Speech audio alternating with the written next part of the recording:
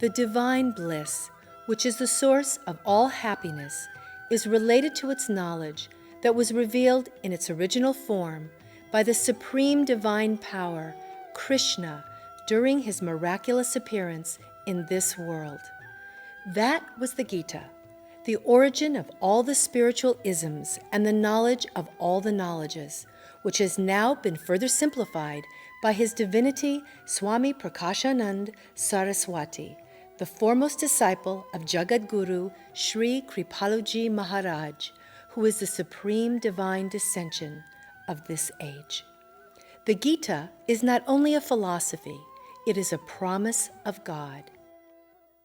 क्षिप्रं भवति धर्मात्मा शश्वच्छान्तिं निगच्छति कौन्तेय प्रतिजानीहि न मे भक्तः प्रणश्यति. It tells to merge all the spiritual formalities into the exclusiveness of loving devotion to the supreme form of God, and you will receive His vision.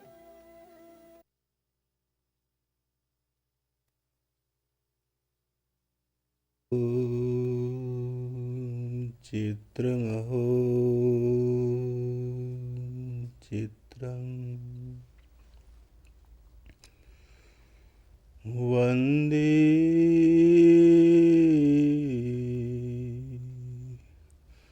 tat prema vandhanam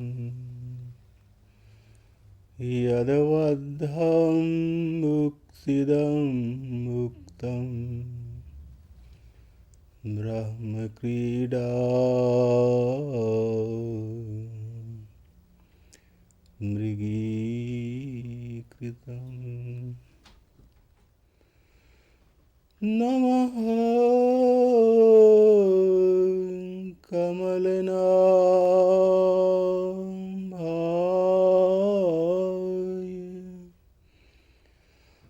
Namaha Kamalamaline Namaha Kamalpandaye Namaste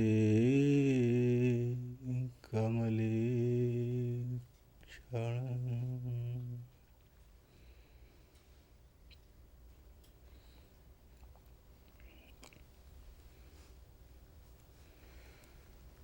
The blessed souls.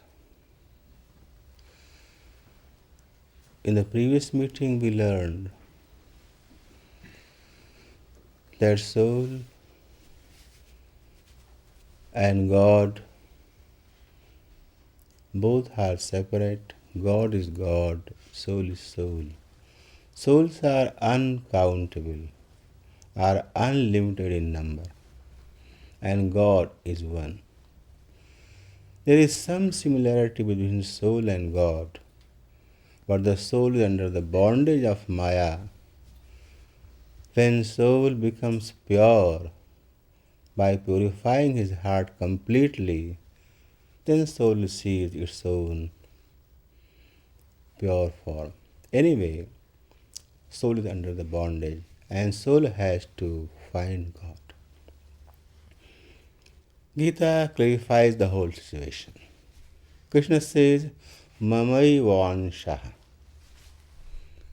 Jiva Loke, all the souls are a fraction of one of my personal power. Simple. A fraction of one of my personal power, all souls are. Simple answer. And Krishna is Supreme Personality of the Godhead. Or describing Nirakar, Sakar aspect of God. And we also learn that Nirakar, formless, is an aspect of God. And but formless aspect also is a power of God. And those who believe that God is formless, that is a concept. It's not aspect, it's a concept. Just an intellectual concept that God is impersonal. It is a intellectual concept, 100%. But there is an aspect of God which is impersonal, that is correct. So, Gita also says, Ekatvena prathaktvena bahuda vishyato mukham ज्ञान यज्ञेन चाप्यन्ने यजन्तो माम उपासते ज्ञान यज्ञेन चापि अन्ये यजन्तः माम उपासते. Krishna say ekattvena, some jnanis, some yogis worship me in a non-dual style, and my devotees worship me that I am their divine beloved. So there are two styles of worshipping me. Two styles. It's like Jnanis, yogis, they think that their soul and God, there is some similarity. So they worship the similarity. They worship the similar aspect. But they worship me. They don't exclude me. If they exclude me and worship their own soul, they will not find me. Because mameva ye prapadyante mayametam tarantate. Only those souls receive liberation who surrender to me. Either ekatvena or prathaktvena. Means either in a non-dual style of devotion or dual style of devotions like a devotee and my beloved Krishna. Two, both. My beloved Krishna and my devotee. So when devotee worships Krishna as his divine beloved, he is called Bhakta.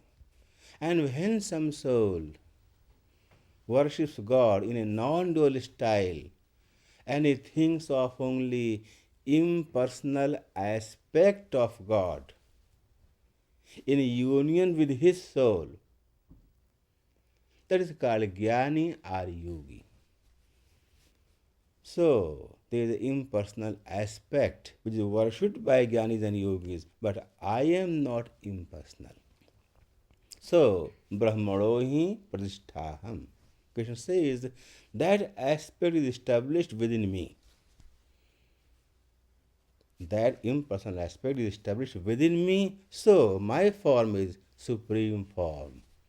Purnatam Purushottam Brahma. Krishna says, my divine form is the absolute form of divine love, divine Almighty in person.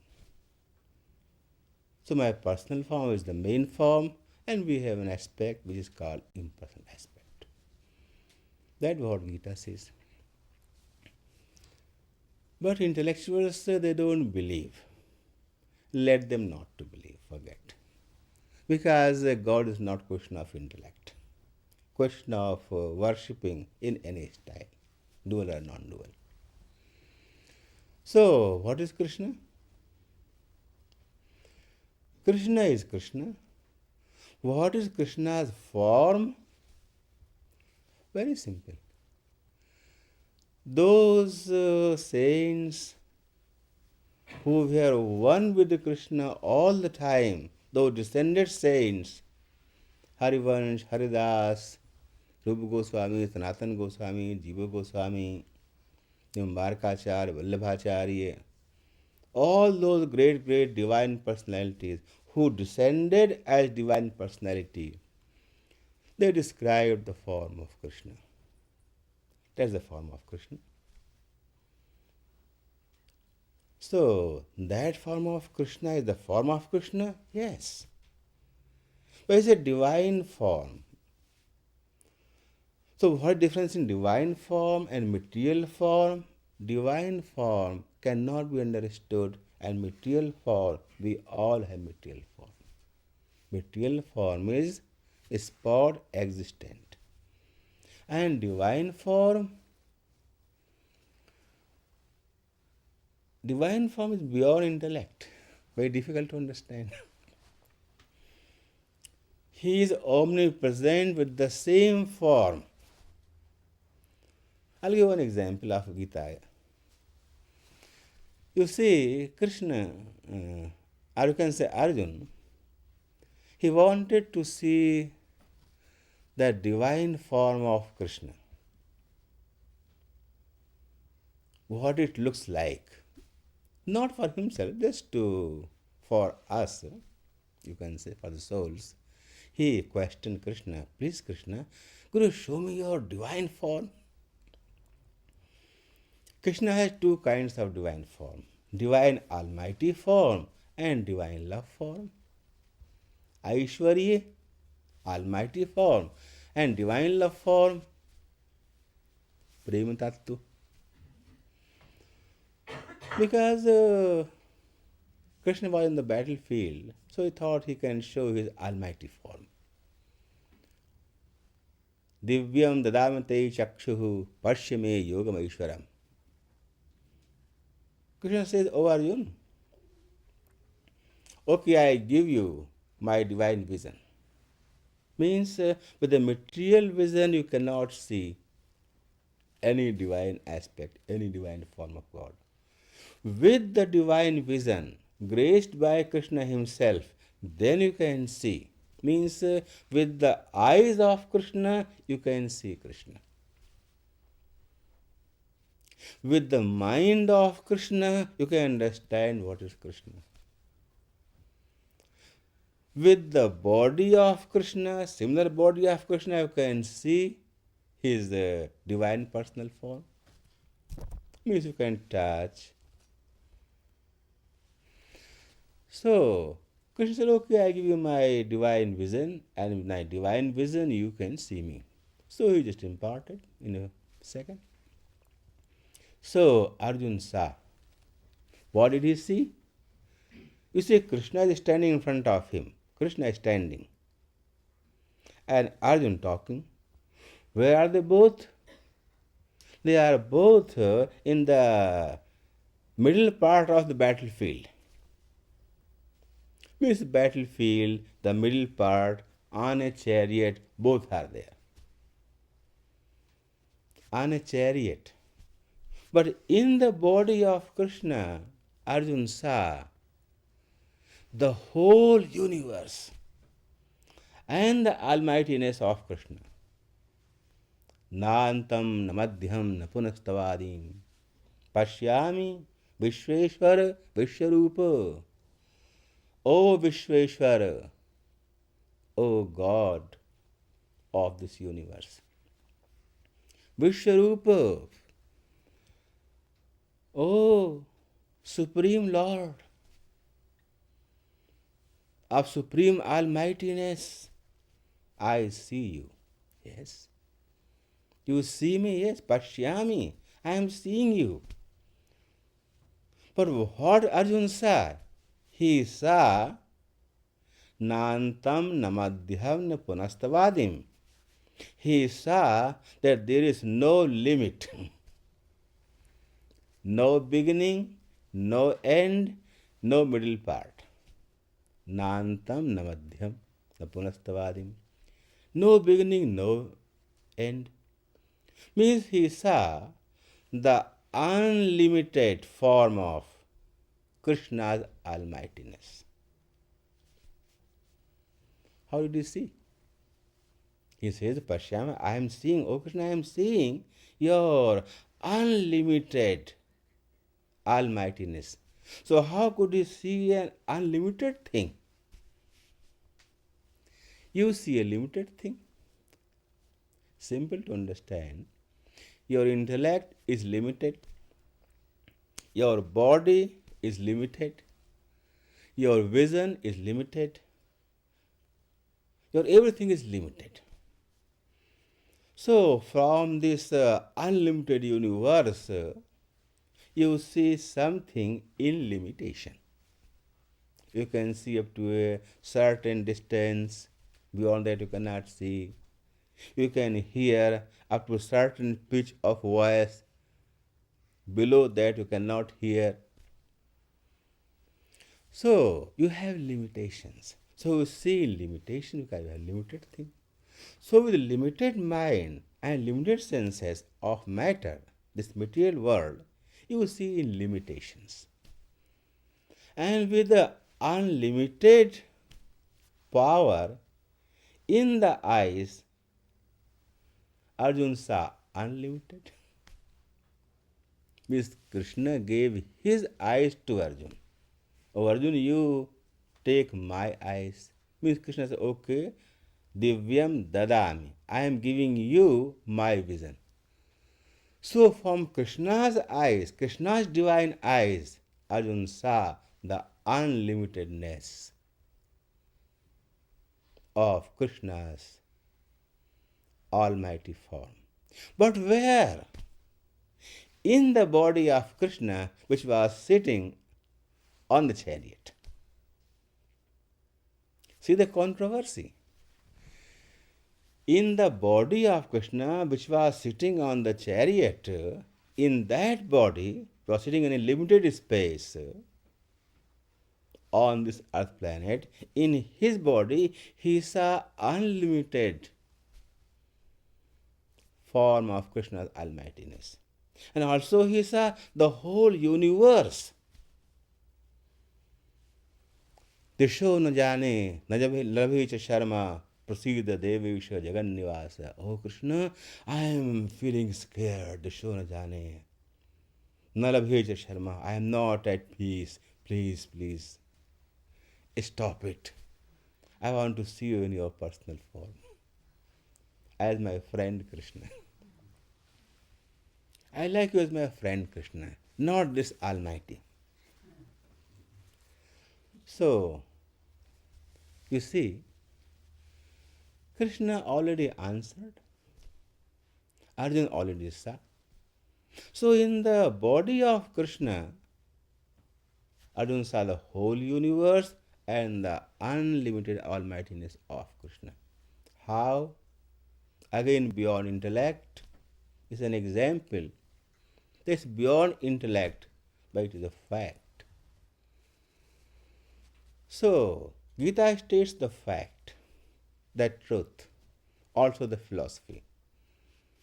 If one has faith in Gita, he has to accept the fact and philosophy as it is, without any intellectual hypothesis. If he cannot accept the truth of the Gita, then he can go back and do good things in the world, become a nice person, try to become God-fearing person, develop his piousness, and then come back to the theory of Gita, which says only to surrender to Krishna. Anyway, so although Krishna was there in front of Arjuna, but in Krishna the whole universe was also there. To know Krishna how and why it is. So Krishna again says, Janma karma cha me divyam evam yo vetti tattvaha tyaktva janma. Krishna says, if somebody understands the philosophy or secret of my divine appearance, so tyaktva deham punarjanma naiti mameti saurjuna. O Arjuna, their soul receives liberation. So, janma karma chame divyam. You see, Krishna was doing some actions. He was sitting, he was talking to Arjuna. It's an action, karma. And janma, Krishna appeared at a particular time. So his appearance and his actions and his being in the world, they are all divine. A divine appearance, all divine actions, and divine body of Krishna, they are all beyond human understanding. They are governed by the divine power. So if a soul could understand that Krishna of Golok or Krishna of divine Vrindavan or Krishna of descended period, they are same, not different. Same supreme form of Godhead appears on this earth plane. Same. And as long as he is here, he is still holding the whole universe within and all of its divine powers within.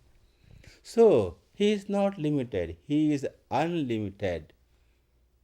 But his unlimitedness is seen only with the unlimited divine senses and divine mind, not with the material eyes and material mind. So, those who understand this fact, for them, I am very simple. Simple means they can reach me very easily because they have become faithful. They begin to love me as a divine beloved and they come to me slowly as their devotion increases. For those who cannot understand this fact, they can't understand the fact of the Gita because Krishna says, Matta paratram nanyad kinjidasti dhananjaya. O Arjun, Dhananjaya Arjun, Matta paratram nanyat. Everything is within me, nothing beyond me. Aham sarvasya prabhavo mattah sarvam pravartate iti matva aham sarvasya prabhava.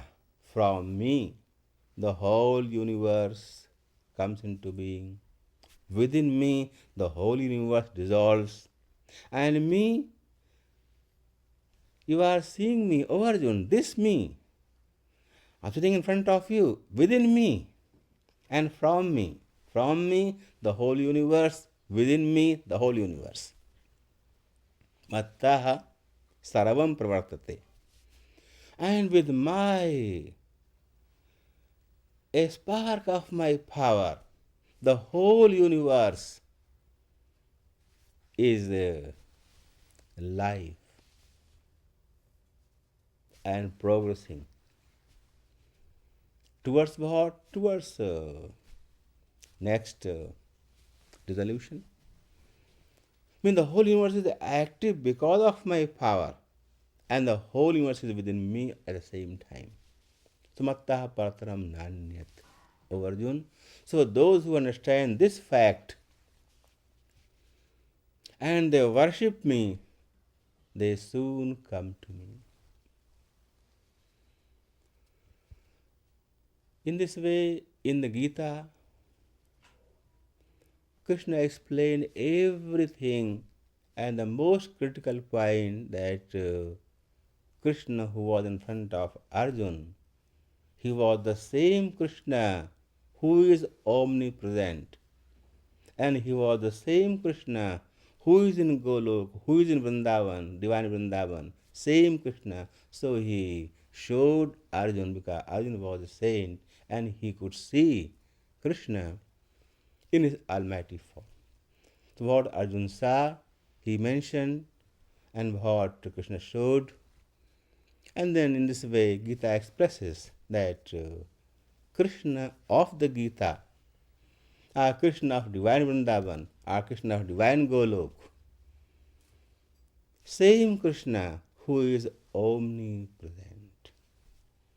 So in this way, you have to worship Krishna.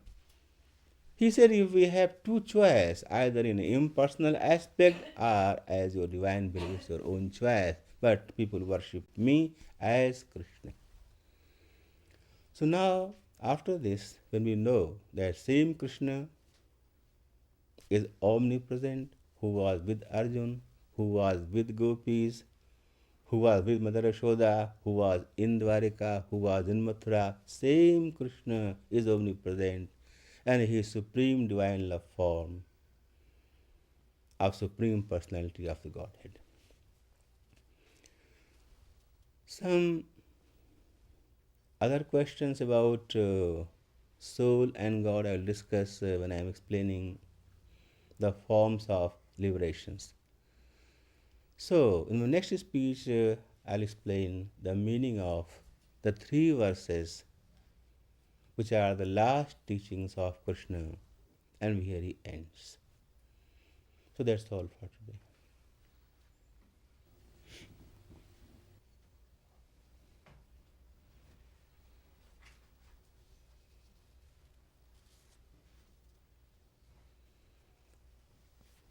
We'll do some chanting.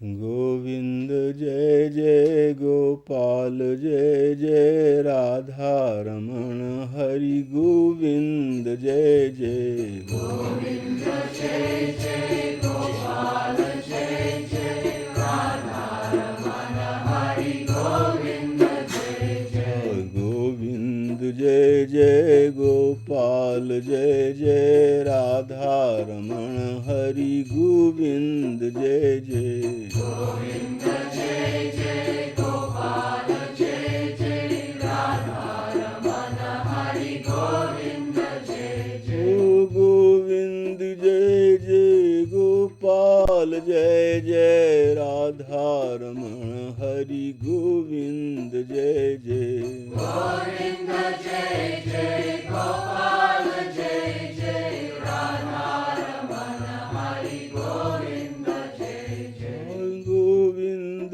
जय जय गोपाल जय जय राधा रमण हरि गोविंद जय जय गोविंद जय जय गोपाल जय जय राधा रमण हरि गोविंद जय जय गोविंद जय जय गोपाल जय जय राधा रमण हरि गोविंद जय जय